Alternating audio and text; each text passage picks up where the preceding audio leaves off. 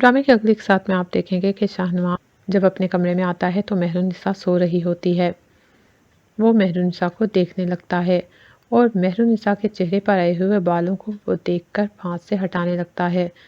ابھی وہ ہٹانے ہی لگتا ہے کہ ایک دم سے سیدھا ہو جاتا ہے۔ وہ سوچتا ہے کہ اگر مہرالنساء جاگ گئی تو اسے اندازہ ہو جائے گا کہ میں اس میں دلچسپی لیتا ہوں، جبکہ ابھی یہ بات مناسب نہیں کہ اسے اس بات کا اندازہ ہو۔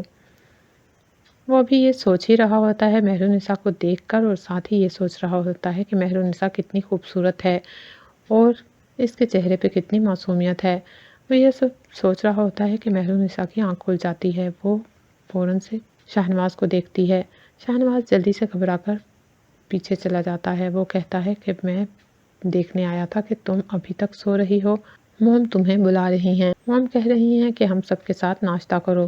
مہرالنساء کہتی ہے آپ کو میرے ساتھ ناشتہ کرنے کی بھلا کیا ضرورت؟ شاہنواز کہتا ہے مجھے اب ناشتہ کرنے کی کوئی ضرورت نہیں، لیکن موم نے تمہیں بلایا ہے تو ضرور کوئی بات ہی ہوگی، جا کر موم کی بات سن لو، اور ہاں ریڈی ہو کر جانا کیونکہ ہمارے گھر میں ملازم ہیں، اگر تم ایسے ہی اٹھ کر چلی گئی تو وہ یہ سوچیں گے کہ شاید تم خوش نہیں ہو، نئی نئی تمہاری شادی ہوئی ہے تو اس لیے ذرا ریڈی ہو کر جانا۔ مہرالنساء کہتی ہے تو کیا میں خوش ہوں اس شادی سے؟ ٹھیک ہے، اگر میں خوش نہیں ہوں تو لوگوں کو پتہ چلنا چاہیے۔ شاہنواز کہتا ہے میری اور میری موم کی یہاں عزت ہے، اور ہمارے ملازم اور ہمارے گھر کے ماحول سے یہ بات تاثر جاتا ہے ہر طرف کہ ہمارے گھر کے حالات کیا ہیں۔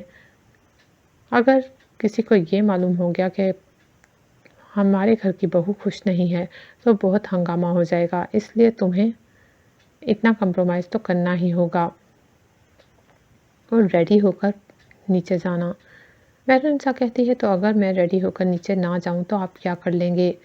شاہنواز کہتا ہے میں تو کچھ بھی نہیں کر لوں گا، لیکن بہتر یہی ہوگا تمہارے حق میں کہ تم ریڈی ہو کر نیچے جاؤ، ورنہ موم سے پھر عزت افزائی ہوگی۔ شاہنواز یہ کہہ کر وہاں سے چلا جاتا ہے اور مہرالنساء نیچے جانے کے لیے تیار ہونے لگتی ہے۔ وہ سوچتی ہے کہ یہاں پر کھڑا شاہنواز آخر کیا کر رہا تھا؟ اگر وہ اسے بلانے آیا تھا تو وہ کھڑا اسے دیکھ کیوں رہا تھا؟ پھر وہ سوچتی ہے کہ ہو سکتا ہے وہ مجھے اٹھانے کی کوشش کر رہا ہو، اور اٹھانے کی بجائے وہ جھجک رہا ہو اور وہ یہ سوچ رہا ہو کہ میں خود اٹھ جاؤں گی۔ وہ سوچتی ہے جو بھی ہے،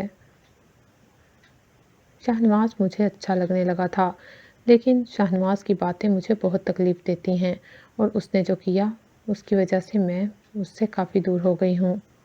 میں تو سوچ بھی نہیں سکتی تھی کہ شاہنواز بھی ایسا ہوگا۔ دوسری طرف جب مہرالنساء عمل کے ساتھ شاہنواز کو دیکھتی ہے تو اسے بہت عجیب لگتا ہے۔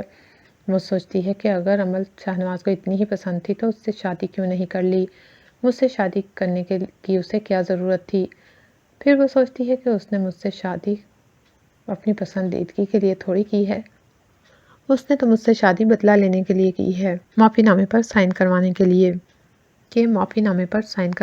کی ہے، ورنہ شاید وہ کبھی مجھ سے شادی نہ کرتا۔ اب دیکھتے ہیں کہ آگے شاہنواز میرے ساتھ کیا کرتا ہے۔ میں تو اتنی جلدی معافی نامے پر سائن نہیں کرنے والی۔